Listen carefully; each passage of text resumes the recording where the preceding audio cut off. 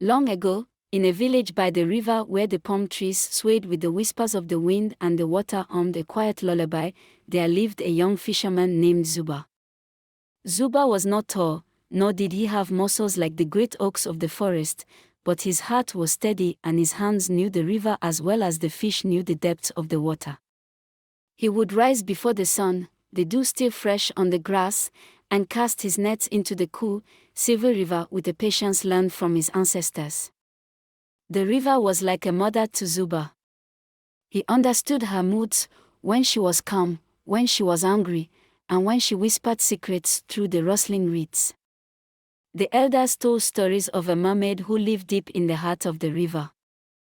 They said she was both beautiful and dangerous, a creature of both water and spirit, who could give great fortune to those who approached her with humility but would punish those who were too greedy or disrespectful. One day, as Zuba walked along the riverbank, his net heavy with fish, he saw something unusual. Beneath the water, the sunlight danced on scales that shimmered like silver thread, and the water moved in ways that seemed not natural. His heart raced, not from fear, but from a deep, unshakable curiosity. Was it the mermaid, the one the elders spoke of?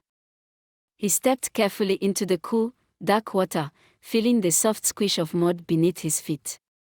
His pulse quickened as the surface rippled, and from the depths emerged a figure, half woman, half fish. Her long, dark hair floated like seaweed, and her eyes were deep, like pools of water reflecting the sky. She gazed at Zuba with an expression that was both kind and knowing, as if she had been waiting for him all along. "Why do you approach me, young fisherman?" she asked, her voice like the wind through the branches of the baobab tree. Zuba, startled but not afraid, bowed his head.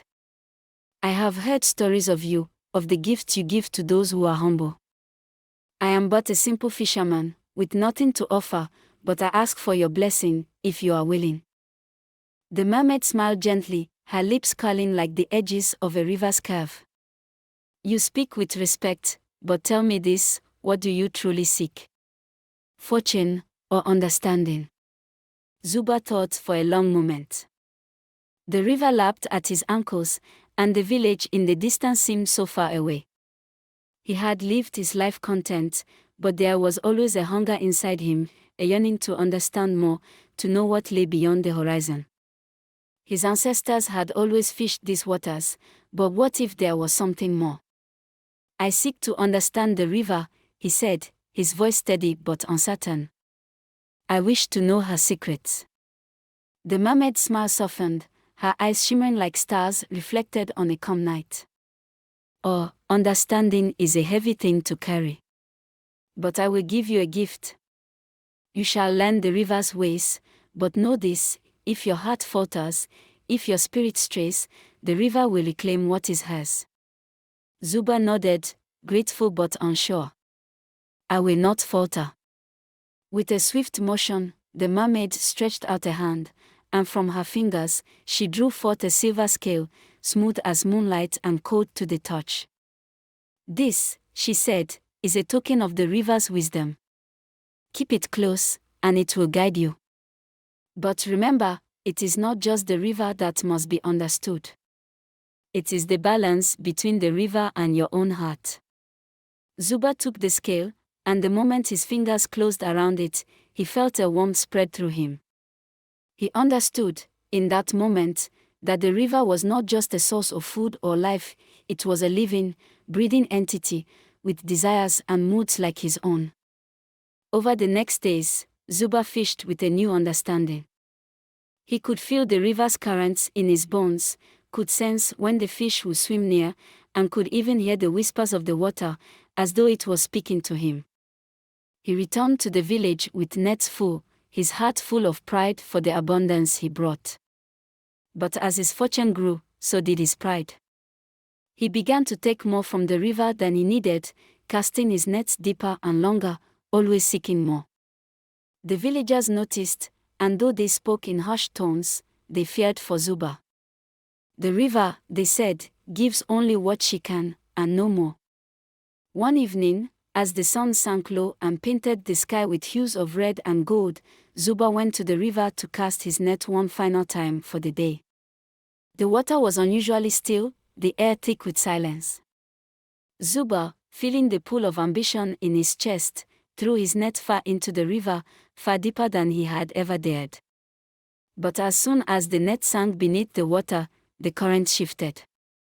It was as if the river itself had turned against him. The water swirled around his feet, tugging at his legs, and the net grew impossibly heavy. Zuba's heart raced, but he remembered the mermaid's words. If your spirit falters, the river will reclaim what is hers. With great effort, Zuba pulled himself from the water, gasping for air. His net remained entangled in the depths, and he could feel the weight of the river's warning pressing against his chest. The scale the mermaid had given him, once warm and glowing, now felt cold and distant in his pocket. In that moment, Zuba understood. He understood the balance that the river spoke of: patience, respect, and humility. The river would give, but it would not give without end, and it would not suffer those who took more than they needed. The next morning, Zuba returned to the river, but this time, he approached with reverence. He knelt by the water's edge, holding the silver scale in his hands, and whispered a prayer of apology. He promised the river, and the mermaid, that he would no longer take more than was needed. He would fish in harmony with the river, not against it. As the sun rose, the river seemed to calm, the water smooth as silk once more. Zuba's heart was light, and when he cast his nets again, they filled with fish in the usual way: not too many, not too few, just enough. And so, the fisherman learned the river's true wisdom. That fortune comes not from greed, but from understanding and balance. The mermaid watched from beneath the water, her eyes glowing like the moon, content that Zuba had learned her lesson well. From that day forward, Zuba's life was full, but his heart remained humble. And the river, ever patient, continued to sing her quiet song, her rhythms known only to those who listened closely enough. Moral of the story: true wealth comes not from taking all that you can, but from understanding and respecting the balance of nature and your place within it. I hope you enjoyed the video. If so, please like and comment on what you learned from the tale, and remember to subscribe for more enchanting videos like this one. Thank you.